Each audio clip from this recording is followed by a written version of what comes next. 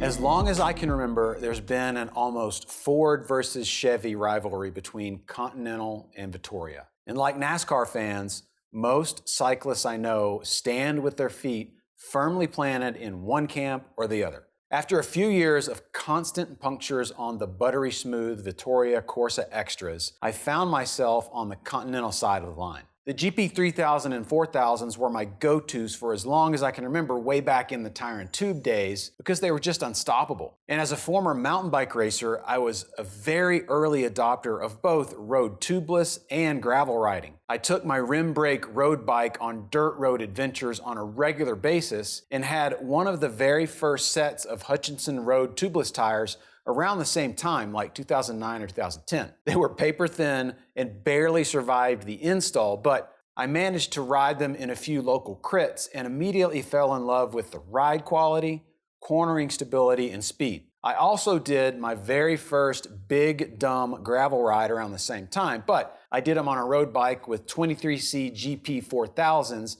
and latex tubes. The route had about 60 miles of very rocky Arkansas forest service roads, and while me and my buddy pinch flatted about 4 tubes each, he was on gator skins, the tires were absolutely bomb-proof. As a result, I wouldn't ride anything but Conti for the next 7 or 8 years, 4 of which entailed a 30-mile round-trip daily commute.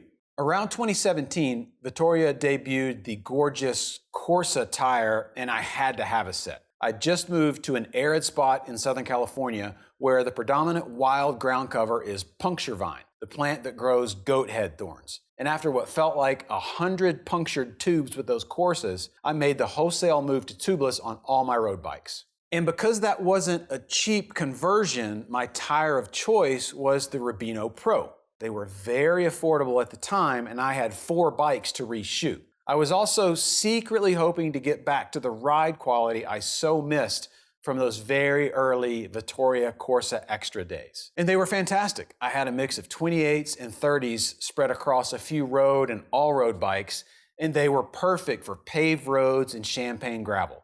The ride quality was excellent, and I can only remember like 1 or 2 punctures over 3 or 4 years, most of which self-sealed, and I never had any pinch flats. However, I could not ignore the noise my old friend Continental made when they debuted the GP 5000, and I definitely couldn't ignore the results they achieved in the bicycle rolling resistance testing. But man, are they expensive. So when I was given the opportunity to shoot them out head-to-head, I was pretty excited.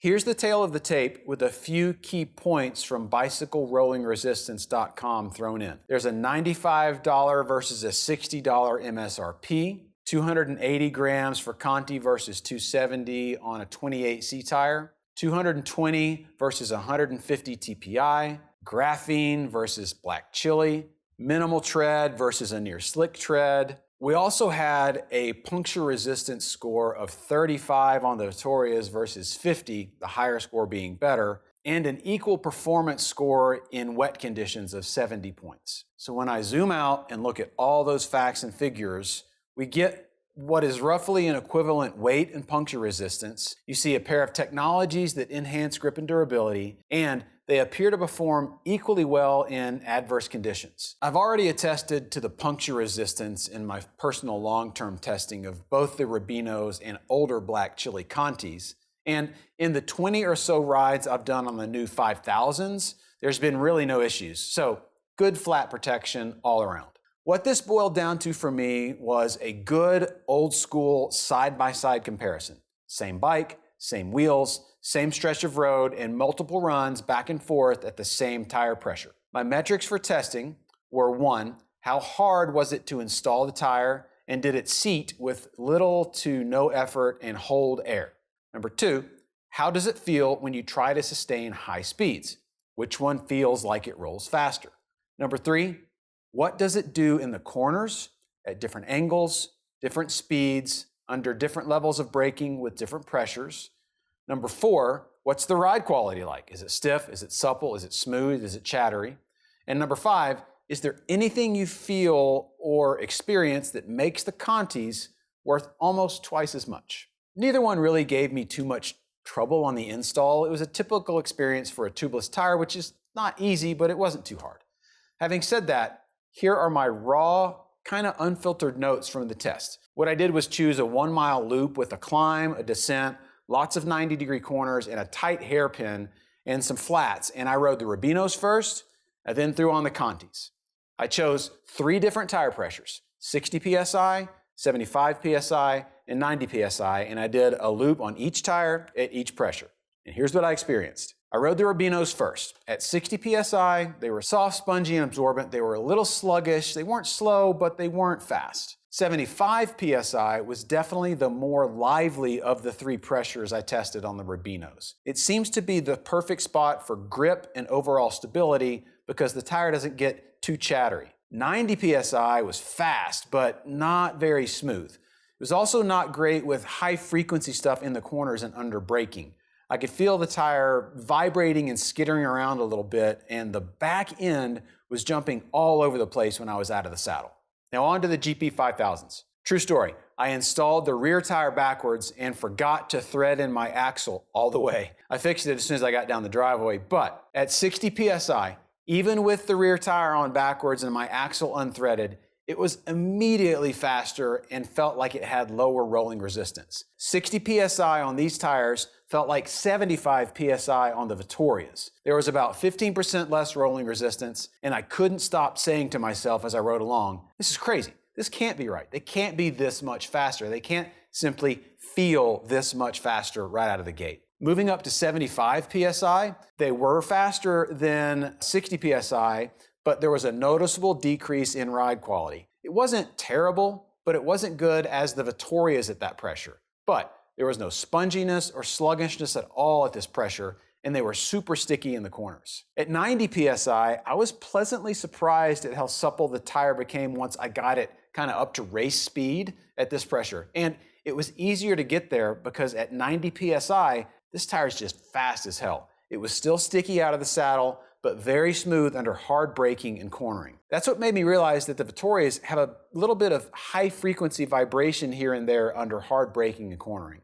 Since the test, I've had the GP 5000s on my road bike, and for obvious reasons, they ain't coming off. They're so good that I'm probably gonna invest in a set of 32s for my all-road bike. The difference between these and the Vittorias is insane, and they're also noticeably faster than my Envy SES tires and my Schwalbe Pro 1s. I'm rarely surprised by the performance of something, but the 5000s simply blew me away. Yes, they're twice the price of the Vittorias, but they perform twice as well. And based on that, they're worth every extra penny. For me, they're the clear winner of this shootout.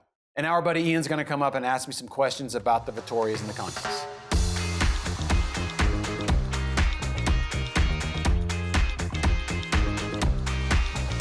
All right, Andy, thanks for the review on those tires. That was great. I love the GP 5000s myself. That's what I ride a lot. But, you know, the Rubinos are a much lower price point. So, you know, if I'm not racing or anything like that, or, you know, maybe it's early season or wintertime, I might run those. Great choice. What tubeless sealant did you use when you were setting those up? So I use Orange Seal Endurance on just about everything. Gotcha. I am a Stans guy. Oh, yeah? I usually do the race sealant. Okay. But that's good to know. Another question that I have for you that we get from a lot of customers is when you set them up and maybe you went for your first ride or something like that, maybe the sealant hadn't filled all the pores. Like, was there any, did any of them deflate overnight, or did you have any issues with that? Was there any differences between the tires? So, I mean, I don't know how many of the people that are watching have done as many tubeless setups as I have. I've never done one that's been perfect, right? It's never been install the tire, put it on, and miraculously I come out 3 or 4 hours later and it has held air, right? You always have to add sealant, you always have to add air. It's a bit of a process, but typically after, you know, 2 or 3 cycles of adding air and adding sealant, it's gonna seal up. Tubeless install is not easy, it's hard. I've got one of those tubeless install tools. I don't know what the Park tool equivalent is, but I've got one of those that helps get that sort of last piece of bead over the tire. Use that on every install. I do have a little sealant on the tire to help it go as well. But yeah, like once I got through those first few cycles of, okay, I come out in the morning and it's flat again, that means I need to add sealant and kind of overinflate it so that it goes into all the cracks and crevices. They held air fine. The reason I use Orange Seal over Stans for me is that Orange Seal tends to perform better at lower pressures. Okay. Stans for me, doesn't work great at those lower pressures. Gotcha. I'd have a question about pressure, actually. The Rubino has a lower TPI, which makes me think that it has sort of a more durable fabric liner around it. Right. Fabric, whatever material that is as a liner. So I was thinking maybe that would be better to run at lower pressures, but I don't know. Do you think one would be better than another at protecting you from pinch flats at lower pressures, or what's your thoughts on that? So my early history with Conti tells me that Contis are like unstoppable and durable and one of the toughest tires on the market. It's probably going to be the same with the GP 5000. I didn't test them long enough to really say, yeah, it's super flat protectant. The Rubinos, literally have been riding them 7 years in 30s and 28s